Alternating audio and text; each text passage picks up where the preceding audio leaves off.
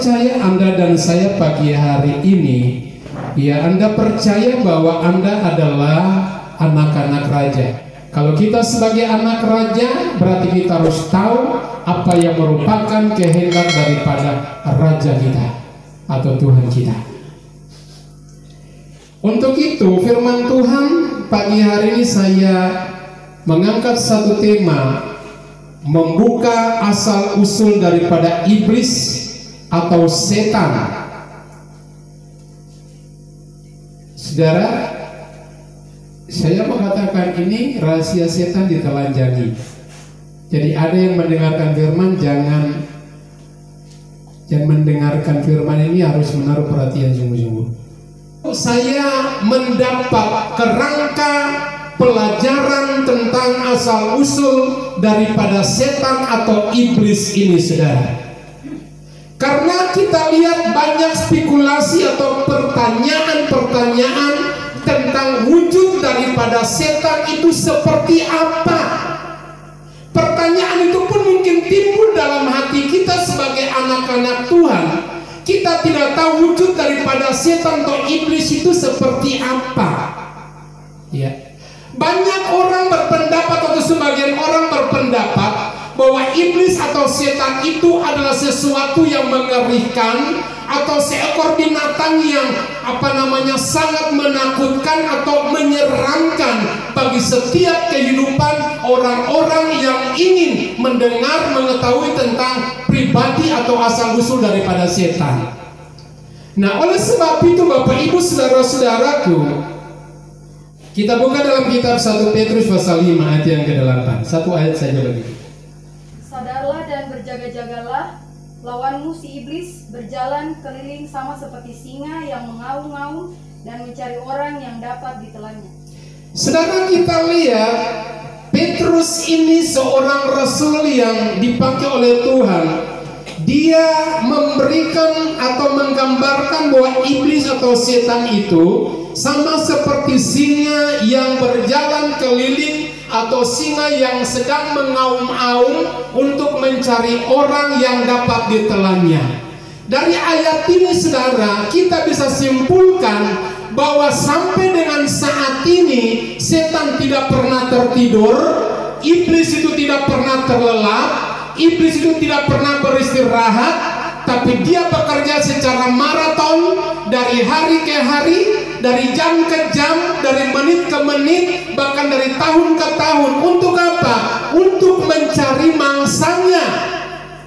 Orang yang sudah menjadi mangsa daripada antikris, setan ini, saudara, itu dia tidak peduli lagi untuk mempengaruhi kehidupannya. Tapi sasaran dia, tujuan daripada setan atau iblis ini, dia berusaha untuk mempengaruhi orang-orang yang takut kepada Tuhan, orang-orang yang menyatakan dirinya adalah orang-orang yang beribadah kepada Tuhan, termasuk kehidupan saudara dan saya.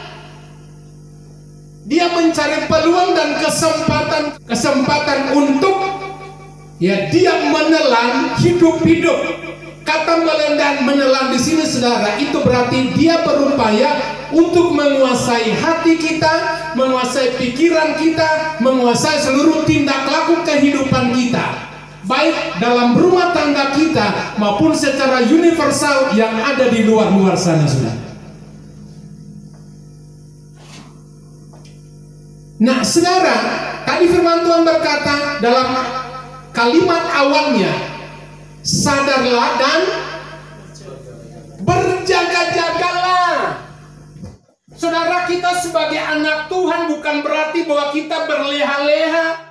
Kita menjadi anak Tuhan yang sudah menyandang predikat sebagai anak Tuhan, bukan berarti kita santai-santai saja, saudara. Ayub dia berkata bahwa selama kita hidup dalam dunia ini, kita harus masuk dalam satu proses perjuangan dan pergumulan. Itu sebabnya, saudara, saya mau katakan bahwa posisi kita pada saat sekarang ini sangat terjepit dengan kondisi daripada waktu atau daripada pekerjaan pengaruh daripada kuasa setan dan iblis.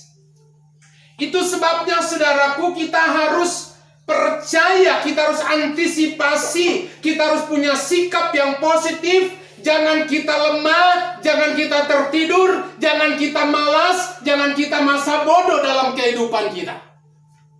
Saya mau katakan orang Kristen, bahkan kekristenan saat sekarang ini banyak bersifat masa bodoh, banyak bersifat acu tak acu, bahkan banyak yang tertidur, rohaninya tertidur, tidak pernah siuman dan boleh punya kerinduan untuk melihat bagaimana kehendak Tuhan di dalam kehidupannya.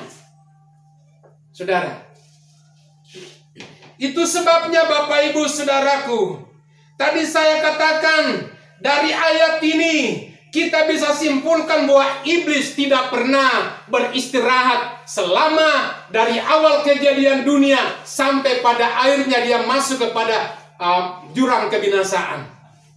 Dia tidak pernah akan berdiam diri, saudara. Kalau dia tidak berdiam diri, berarti kita juga harus lebih berhati-hati, harus lebih waspada, harus kita sadari bahwa kita sementara berada di ujung tombak atau ujung mulut daripada singa ini. Karena singa adalah gambaran daripada setan atau iblis, saudara. Kenapa Petrus dia memberi gambaran bukan binatang lain tapi singa? Kenapa, saudaraku? Ya, karena singa itulah binatang yang terkuat. Siapa yang mempengaruhi dunia ini? Iblis yang mempengaruhinya.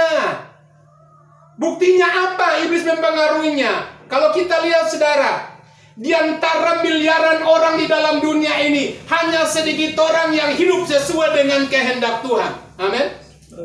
Tapi banyak orang, miliaran orang, saudara, ratusan juta orang hidup tidak sesuai dengan polanya Tuhan, tidak sesuai dengan kehendak Tuhan, perintah daripada Tuhan. Itu merupakan bukti atau kenyataan bahwa setan sedang menguasai dunia ini. Saudara, Bapak Ibu yang diberkati oleh Tuhan, timbul pertanyaannya seperti ini. Kalau begitu setan itu dari mana asalnya? Kok tiba-tiba dia langsung ada di dalam planet bumi ini? Kok tiba-tiba dia langsung masuk ada di dalam areal dunia ini? Kita harus tahu dari mana dia. Asalnya dari mana? Saya sampaikan bagi Bapak Ibu yang saudara-saudara yang menonton live ini, harus tahu dari mana datangnya, dari mana asalnya kuasa daripada setan atau yang digambarkan sebagai singa itu. Kita baca dalam Lukas pasal yang ke-10 ayat yang ke-18. Lalu kata Yesus kepada mereka, "Aku melihat iblis jatuh seperti kilat dari langit." Saudara, firman Tuhan berkata di sini bahwa ketika Yesus mengutus 70 muridnya untuk mereka pergi memberitakan Injil, mujizat, tanda-tanda heran menyertai mereka. Secara manusia mereka bersuka cita karena setan takluk kepada mereka. Tapi ketika mereka sementara bersuka cita, mereka bergemar, mereka bergelori di antara sesama para murid pada waktu itu, Tuhan mencela mereka dan Tuhan berkata, "Hai murid-murid, jangan kamu bersuka cita karena setan kuasa iblis tunduk di bawah telapak kakimu. Tapi engkau bersuka cita karena namamu terdaftar di sorga." Saudara, perhatikan. Berarti kalau dikatakan dari mana datangnya iblis atau iblis itu dari mana asalnya, firman Tuhan Yesus sendiri berkata, "Aku melihat iblis itu jatuh dari langit." Kalau jatuh dari langit berarti datangnya dari sorga atau dari atas, saudara. Kita sudah tahu poin pertama. Berarti iblis itu datang dari sorga. Apakah kedudukannya di sorga dianggap sebagai iblis? Tidak. Kedudukannya di sorga, saudara, dia dianggap sebagai malaikat yang sempurna, yang disebut di sanalah malaikat kerub atau Lucifer. Dia adalah orang yang sempurna, tidak ada cacat, tidak ada kekurangan terjadi di dalam dirinya, saudara. Tapi Tapi kenapa sampai dia boleh ada di tengah-tengah dunia atau mempengaruhi dunia ini? Tentu ada sebabnya. Dia sudah tinggal di sorga enak-enak, kenapa dia harus turun ke dalam dunia ini? Saudara, kita lihat banyak orang bertanya seperti ini. Tuhan itu sudah tahu setan itu jahat, tapi kenapa Tuhan menciptakan setan? Pernah ada pertanyaan seperti itu? Ada orang pernah bertanya seperti itu pada kita? Pernah ya? Kalau Anda nggak pernah, saya pernah berapa kali orang bertanya sama saya, Pak Pendeta, Tuhan tuh sudah tahu karakter setan tuh jahat, dia pendusta, dia penipu, dia merusak kehidupan manusia. Tapi kenapa Tuhan ciptakan setan? Saya mau bertanya bagi kita, apakah Tuhan ciptakan setan? Tidak. Alasannya karena waktu dia diciptakan, dia adalah malaikat yang sempurna. Itu sebabnya, saudara, Tuhan tidak menciptakan setan. Tuhan menciptakan malaikat. Dia berasal dari malaikat. Malaikat itu terbuat atau dibentuk dari roh. Oleh sebab itu dia sempurna, tidak ada kekurangan ada pada dirinya karena dia sempurna adanya. Itu sebabnya Tuhan tidak pernah menciptakan setan. Amin. Ya. Nanti kita bisa tahu, saudara, kita sudah takut Tuhan ini apa setan dalam diri kita atau tidak. Nanti akan kelihatan, saudara. Lalu tadi saya katakan, kalau begitu dari mana dia bisa ada dalam planet bumi ini? Dia bisa mengitar-itar, bisa mengidar-idar, mengelilingi dunia seperti singa yang mengaum-aum. Yehezkel pasal 28, saudara. Kita baca dalam kitab Yehezkel pasal 28 ayat 12 sampai 15. Hai anak manusia, ucapkanlah suatu ratapan mengenai raja. Tuhan berkata kepada Yehezkel, ucapkanlah sesuatu. Dan katakanlah kepadanya, beginilah firman Tuhan Allah, gambar dari kesempurnaan engkau, penuh hikmat dan maha indah. Engkau di Taman Eden, yaitu Taman Allah, penuh segala batu permata yang berharga. Dia ada di dalam kerajaan sorga, Taman Eden sorga. Dia berkata, engkau adalah lambang daripada kesempurnaan. Berarti tidak ada cacat di dalam dirinya. Teruskan. Yaspis merah, krisolit dan yaspis hijau, permata pirus, krisoperas dan nefrit, lasurit, batu darah dan malakit. Dia dihiasi dengan batu-batu permata, saudara. Teruskan. Tempat tatahannya diperbuat dari emas dan disediakan pada hari penciptaanmu.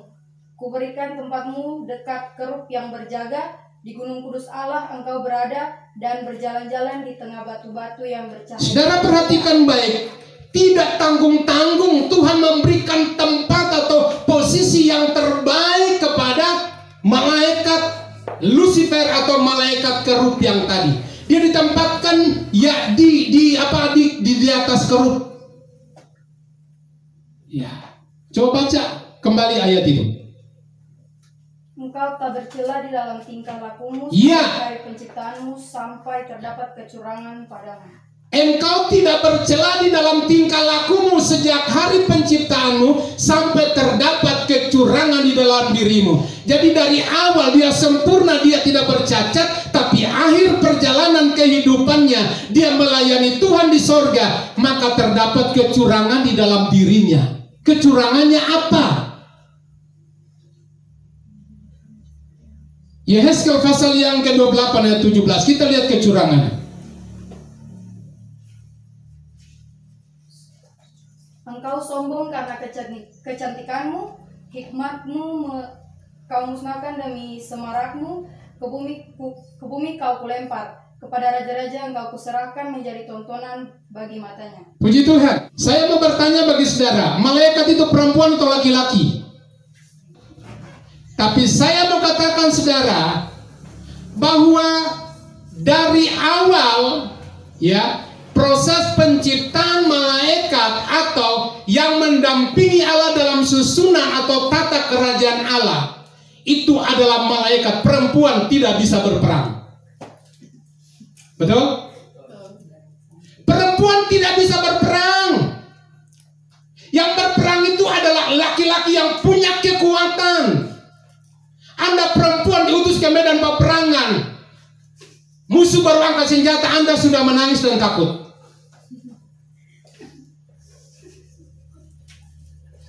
Makanya dikatakan di sini, engkau sombong karena kecantikan atau ketampananmu dalam terjemahan yang lama.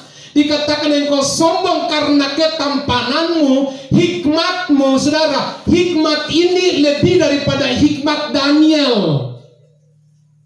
Itu sebabnya, saudaraku, waktu Tuhan malaikat Gabriel mau berbicara kepada Daniel, ini malaikat Lucifer ini datang untuk menghalangi rahasia yang Tuhan membukakan kepada Daniel. Tapi untuk malaikat Gabriel datang dibantu oleh malaikat Mikael untuk menghalau malaikat Lucifer, dan akhirnya rahasia firman boleh dibukakan kepada Daniel.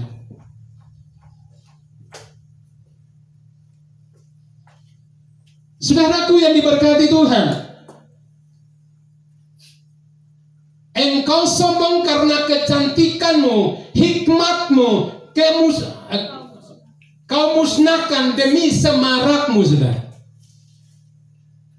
Iblis itu semarak, saudaraku.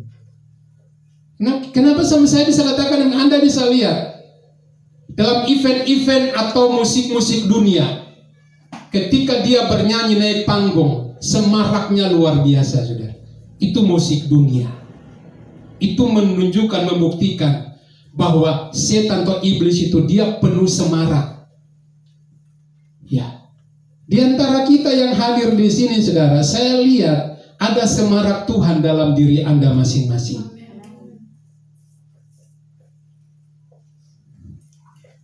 Saudaraku yang diberkati oleh Tuhan, saya minta tolong baca ulang itu kembali dulu, yang ayat ini. Engkau sombong karena kecantikanmu, hikmatmu kau musnahkan demi semarakmu. Ke bumi kau kulempar, kepada raja-raja engkau kuserahkan menjadi tontonan bagi matanya. Iya, jadi saudara jelas dikatakan di sana bahwa ke bumi Tuhan lemparkan dia, ke bumi Tuhan usir dia. Jadi saudara hati-hati dengan sifat kesombongan. Ya, Lucifer ini memang dia diciptakan, ya, atau dia diciptakan sempurna. Tapi semua malaikat yang ada di sorga itu, Bapak Ibu Saudara, itu diberikan hak kebebasan. Karena di sorga itu penuh dengan kasih. Firman Tuhan kemarin baru kita dengar, firman Tuhan bilang bahwa di sorga itu penuh dengan kasih. Maka iman, pengharapan, dan kasih. Tapi yang lebih besar adalah kasih. Seisi sorga itu dipenuhi dengan kasih Allah, kasih agape, kasih yang sempurna. Itu sebabnya, saudara, Allah mendidik malaikat-malaikat karena mereka sempurna, supaya mereka hidup di dalam kasih.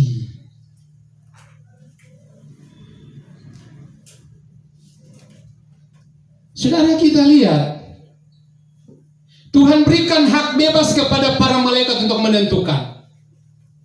Waktu dia sudah sombong, saudara, ya, lalu apa terjadi di sana?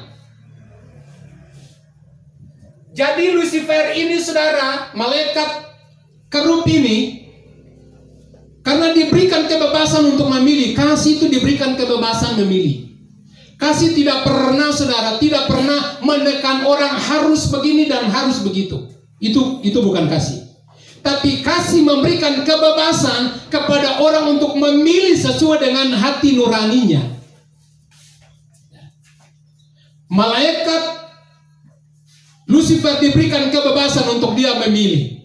Dan apa yang dia pilih, saudara? Yang dia pilih adalah sifat kesombongan dan keangkuhan. Itulah yang membuat dia pilih.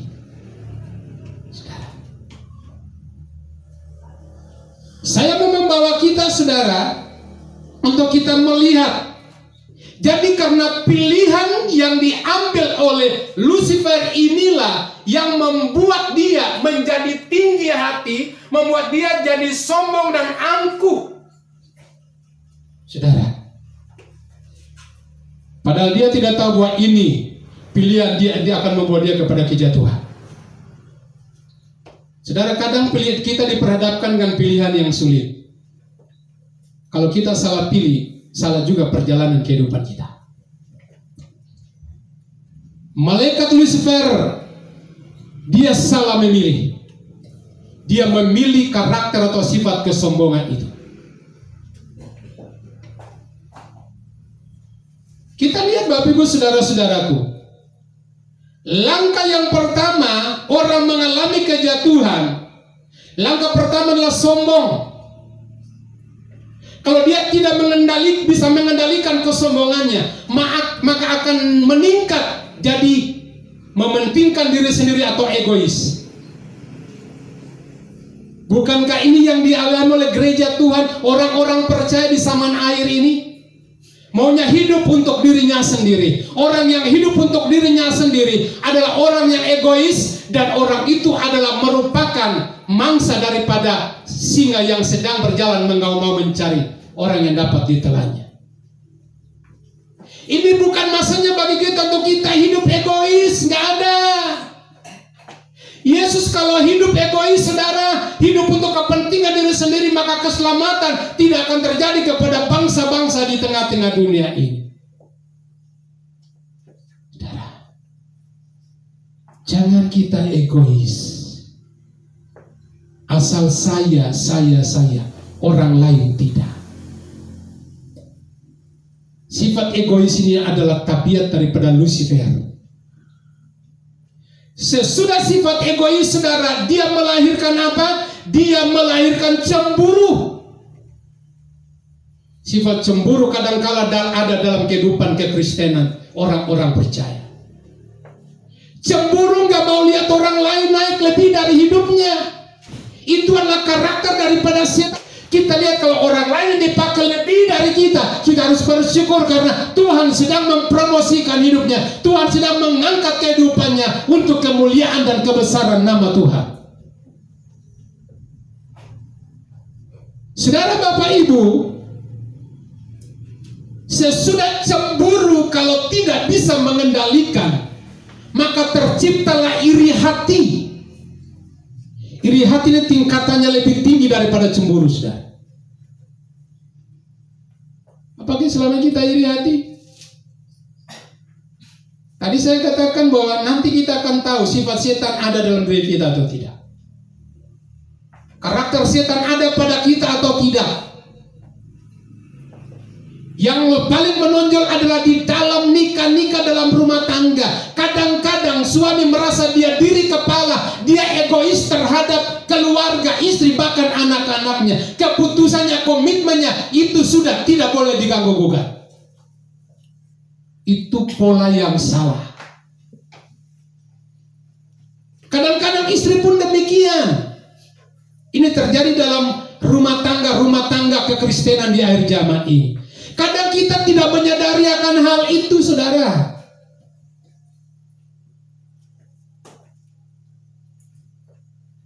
Sesudah iri hati, maka timbul apa? Kebencian. Kebencian itu sudah derajatnya lebih tinggi, saudara. Saudara lihat, Kain membunuh adiknya karena faktor apa? Cemburu. Kenapa bangsa bangkit melawan bangsa, berperang melawan bangsa yang lain? Karena apa? Karena cemburu. Kenapa sering terjadi gejolak atau perpecahan dalam rumah tangga Kristen? Karena sifatnya cemburu.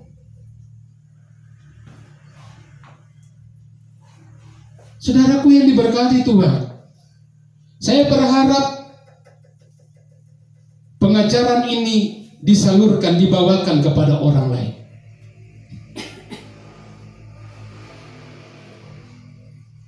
Cemburunya kadang-kadang gak beraturan, saudara. Lihat kalau orang cemburu, ya apa saja depan salah, tidak pernah benar. Itu orang yang cemburu. Apalagi cemburu buta.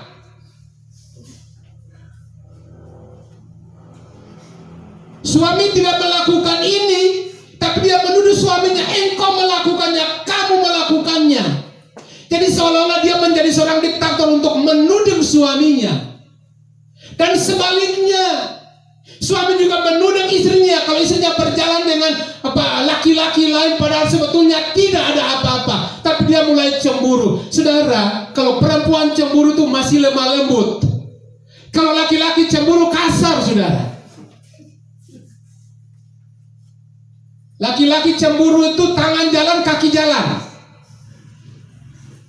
Kalau perempuan cemburu, kaki nggak jalan, tangan nggak jalan. Tapi yang jalan adalah mulutnya yang jalan.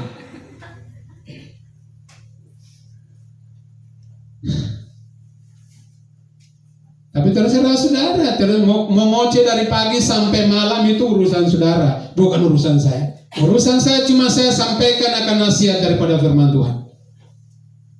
Kalau sudah melahirkan cemburu Bapak Ibu, tidak bisa menguasainya, maka terjadi tindakan itulah tindakan peperangan. Ini Lucifer tidak bisa menguasai iri hati, kecemburuannya, saudara, egoismenya, dan pada akhirnya timbul apa? Peperangan di sorga. Karena dia tidak bisa menguasai kecemburuannya, dirinya. Makanya timbul peperangan, saudaraku. Wahyu pasal yang ke-12 ayat 7 sampai dengan ayat yang ke-8. 9. Silakan. Maka timbullah peperangan di sorga. Mikael dan malaikat-malaikatnya berperang melawan naga itu, dan naga itu dibantu oleh malaikat-malaikatnya. Tetapi mereka tidak dapat bertahan. Mereka tidak mendapat tempat lagi di sorga, dan naga besar itu, si ular tua yang disebut iblis atau Satan, yang menyesatkan seluruh dunia, dilemparkan ke bawah. Ia dilemparkan ke bumi bersama-sama dengan malaikat-malaikat. Saudara, perhatikan ayat ini baik-baik. Di surga kok terjadi peperangan. Kenapa? Karena faktor kecemburuan daripada Lucifer ini, saudara. Itu sebabnya dia berusaha untuk apa? Mengkudeta Tuhan. Dia berusaha untuk apa? Untuk melawan, bahkan memberontak terhadap Tuhan. Di sorga juga ada pemberontakan, apalagi di bumi.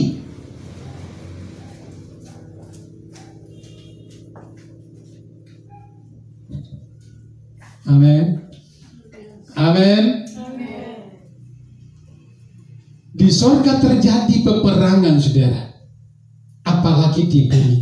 Dan sifat karakter peperangan itu dibawa oleh Lucifer turun ke dalam dunia ini. Dia masukkan roh kecemburuannya itu ke dalam hati para pemimpin-pemimpin bangsa di dunia ini, sehingga dia bisa menciptakan peperangan antara bangsa melawan bangsa dan kerajaan melawan kerajaan. Kalau begitu, pertanyaan seperti ini, berarti yang ciptakan masalah siapa? Lucifer itu sendiri, saudara. Tuhan sudah berikan kebebasan, curahkan kasih dengan limpah bagi kehidupan ya pribadi Lucifer, tapi dia salah memilih. Itu sebabnya dia mendatangkan masalah atas dirinya sendiri. Kadang-kadang masalah datang, kita menyalahkan dia yang menciptakan masalah, tapi kita tidak pernah berkata masalah diciptakan oleh diri saya sendiri. Lucifer ini, saudara, dia ciptakan masalah karena dirinya sendiri, karena egoismenya sendiri, karena sifat kecemburuan iri hatinya sendiri. Puji Tuhan, Bapak Ibu, saudara-saudaraku. Ketika dia dilemparkan ke dalam dunia ini, saudara, dia bukan sendiri. Perhatikan baik, saudara. Perhatikan baik. Ketika Lucifer dilemparkan ke dalam dunia, bukan dia sebatang kara, bukan dia sendiri, bukan dia individu, bukan pribadi sendiri, tidak. Tapi dia dicampakkan atau dilemparkan ke dalam dunia oleh Bapa di sorga. Dia sempat mengajak malaikat-malaikat yang digambarkan sebagai bintang-bintang. Dalam kitab Wahyu dikatakan, dia menyeret sepertiga dari bintang-bintang yang ada di langit. Bintang-bintang itu siapa, saudara? Malaikat itulah bintang-bintang. Dia menyeret sepertinya dari bintang-bintang. Malaikat saja diseret, apalagi kita.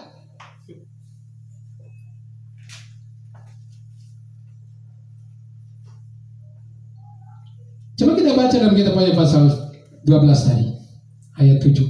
Silakan. Maka timbullah peperangan di sorga. Mikael dan malaikat-malaikatnya berperang melawan naga itu, dan naga itu dibantu oleh malaikat-malaikat. Dan naga itu, iblis itu, Lucifer itu dibantu oleh Malaikat-malaikat. Berarti dia waktu turun dari sorga, dia sempat mempengaruhi para malaikat. Malaikat-malaikat yang terbujuk dengan rayuannya, termakan dengan rayuannya, mereka tidak bisa menahan diri. Akhirnya mereka berperang bersama-sama, membantu malaikat Lucifer untuk berperang melawan Allah. Apakah peperangan itu sudah berhenti? Belum berhenti. Peperangan itu akan berjalan terus sampai kepada masa nanti di mana Antikristus mengambil alih atau tampuk kepemimpinan di dalam dunia ini. Itu yang dikatakan terjadi perang Harmagedon, saudara. Perang antara manusia, malaikat, iblis dengan pribadi Bapa di surga atau Tuhan Yesus Kristus.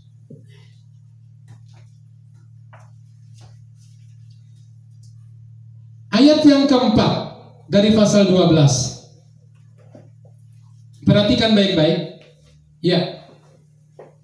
Dan ekornya menyeret sepertiga dari bintang-bintang di langit dan melemparkannya ke atas bumi.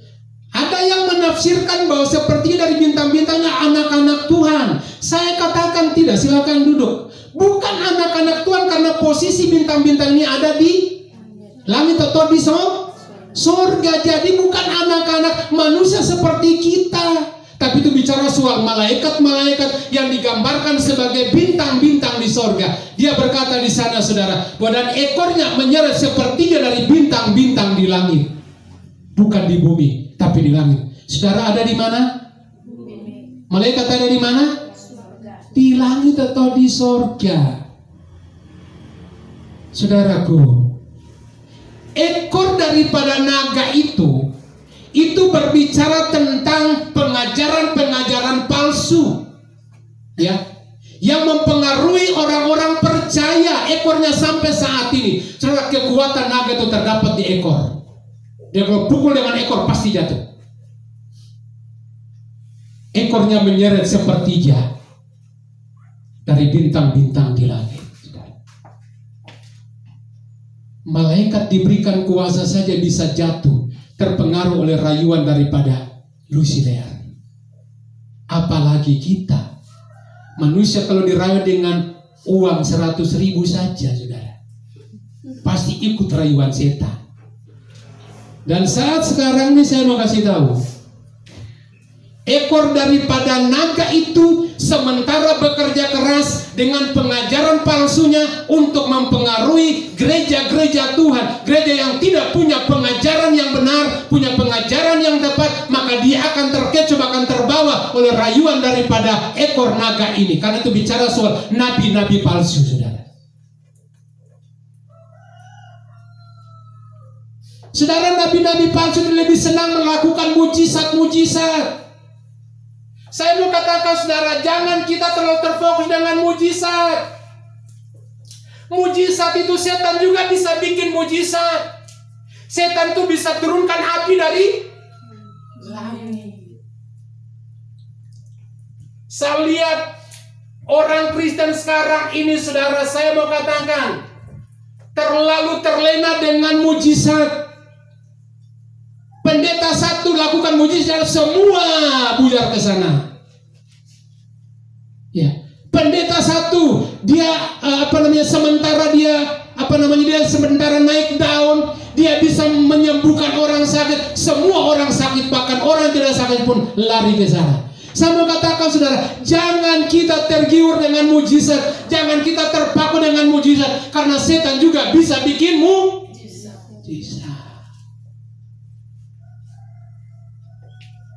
Kalau begitu, saudara terpaku dengan siapa? Terpaku dengan mujizat yang sumber mujizat itu, atau Yesus Kristus. Dia sumber mujizat. Saudara, nanti pada akhir zaman ini, saudara, mujizat-mujizat yang dilakukan itu tidak jauh berbeda, beda tipis dengan mujizat yang dilakukan oleh Yesus Kristus. Kalau kita nggak punya pengajaran, kita nggak bisa melihat itu.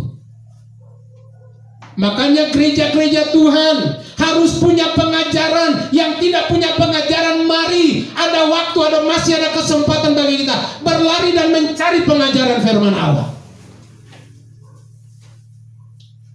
Saudara, saya bersyukur jemaat Tuhan di tempat ini. Tuhan berikan pembukaan firman kepada hamba-hamba Tuhan yang melayani saudara. Harus bersyukur kepada Tuhan.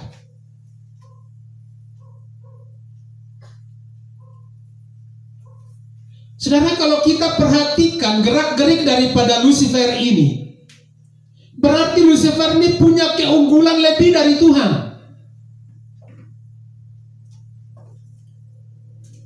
Saudara percaya? Lucifer ini punya keunggulan, saudara. Kenapa sampai saya katakan Lucifer ini punya kelebihan, punya keunggulan? Lucifer dia bisa berbohong, dia bisa menipu. Tapi Tuhan tidak bisa berbohong, Tuhan tidak bisa menipu, karena firman-Nya ya dan amin. Pujian tadi baru kita nyanyikan, janji-janjinya ya dan amin, dan dia genapi bagi setiap orang yang percaya. Makanya saya berani katakan di sini bahwa Lucifer punya keunggulan. Unggul di dalam hal berdusta, unggul dalam hal berbohong. Jadi dia dijuluki sebagai bapak pembohong, dan dia sebagai seorang pembunuh. Dari mulanya dia seorang pembunuh. Saudara, jadi kalau kita berbohong, kita bapaknya siapa? Ya Lucifer, saudara, yang ngomong sendiri, bukan saya. Firman Tuhan hari Minggu kemarin, kejujuran, saudara. Mulai dari saat sekarang ini, kejujuran harus kita terapkan dalam kehidupan kita. Suami harus jujur kepada istri. Jangan suami suka mendustai istri. Ya. Suami kalau dapat uang sekian harus kasih ke istri. Harus ngomong ke istri. Kalau nggak kasih semua, udah nggak apa-apa lah. Yang penting beta dapat sekian, beta dapat sekian. Ya. Dapat 2 juta, cuma sampaikan kepada istri, "Mas, saya cuma dapat sekian, cuma kasih 100.000, sementara 1.900.000 masuk ke kantongnya." Untuk apa 1.900.000 itu, saudara? Apa?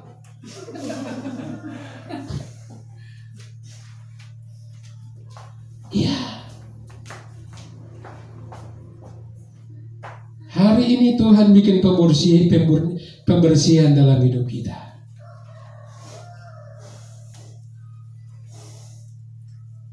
Saya tidak mau saudara mendengar firman hanya dengar tapi tidak mengerti. Saya mau Anda mengerti benar-benar. Karena untuk membuka rahasia firman itu tidak gampang. Sebabnya harus Anda mengerti benar-benar.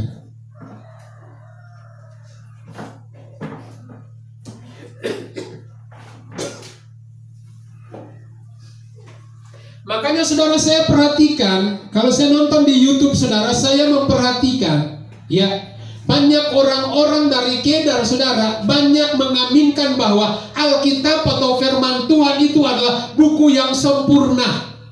Tidak ada buku yang sempurna seperti buku yang kita miliki, yaitu Alkitab. Alkitab adalah sempurna, kerangkanya sempurna, tidak ada kekurangan di dalamnya. Alkitab firman Tuhan adalah firman yang sempurna. Dan mereka memberikan kesaksian dengan begitu berani, begitu lantang, yang disaksikan, ditonton oleh jutaan bahkan ribuan orang, saudara.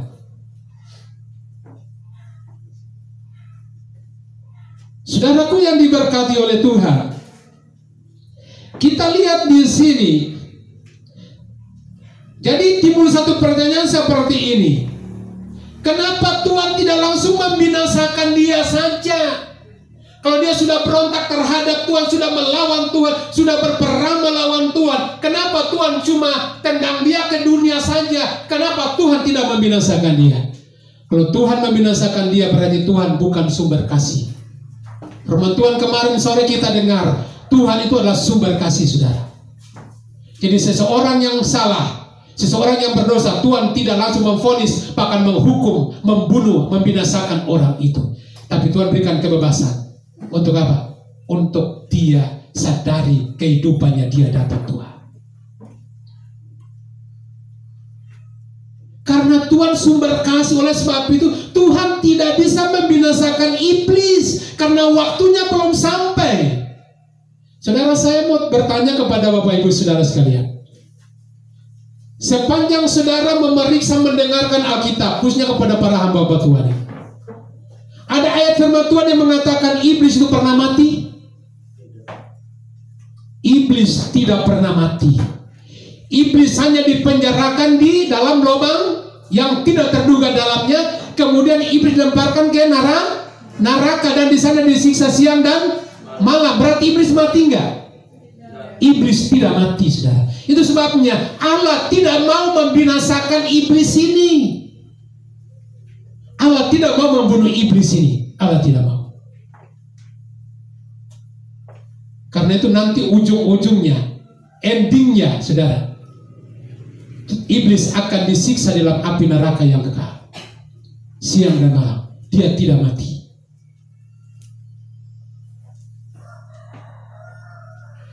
Saudaraku yang diberkati oleh Tuhan, kita lihat, kita ikuti terus rentetan daripada jatuhnya iblis ini. Setelah Lucifer diusir atau dilemparkan ke dalam dunia, saudara, apa yang dia lakukan?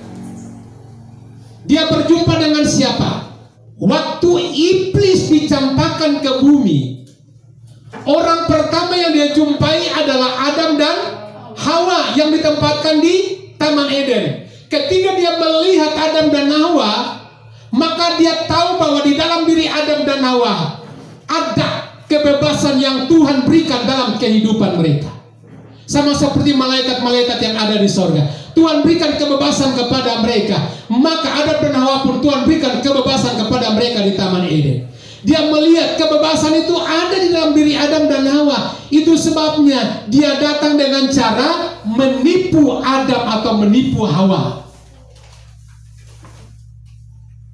Dengan demikian, saudara, awal mulanya iblis turun ke dalam dunia. Dia membawa roh pendusta. Dia membawa roh kebohongan, saudara. Membawa roh kebohongan. Makanya dia bohongi Hawa dan Adam. Dia bohong, saudara. Dia mendustai mereka karena dia tahu Tuhan kasih kebebasan, ya, hak bebas atau hak memilih dalam tangan Adam dan Hawa. Makanya waktu dia tawarkan buah itu, ya, hak bebas itu dipergunakan oleh Hawa, hak bebas dipergunakan oleh Adam. Makanya dia dengan hak bebas yang ada, semena-mena dia mengambil buah yang dilarang oleh Tuhan. Inilah, saudara,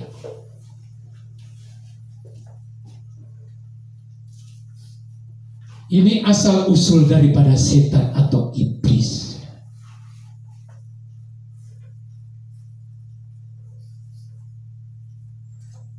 Kita lihat apa konsekuensi daripada orang yang berbohong, termasuk iblis. Wahyu pasal 21.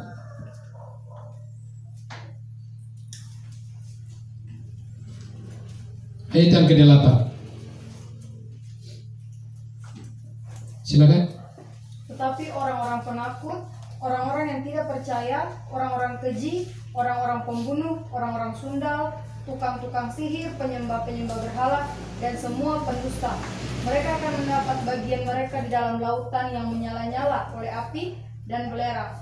Inilah kematian yang kedua. Saudara perhatikan di sini, semua yang takut. Jadi orang yang takut, ya, orang-orang yang tidak percaya, orang-orang keji, orang-orang pembunuh, ya, yang membenci saudara itu, ya, itu juga pembunuh, termasuk dalamnya. Orang-orang sundal, tukang-tukang sihir, suka obati orang, suka pergi ke dukun dan lain-lain. Kemudian penyembah-penyembah berhala, saudara. Kemudian semua pendusta. Tempatnya bukan ada di surga, tapi ada di luar surga, saudara.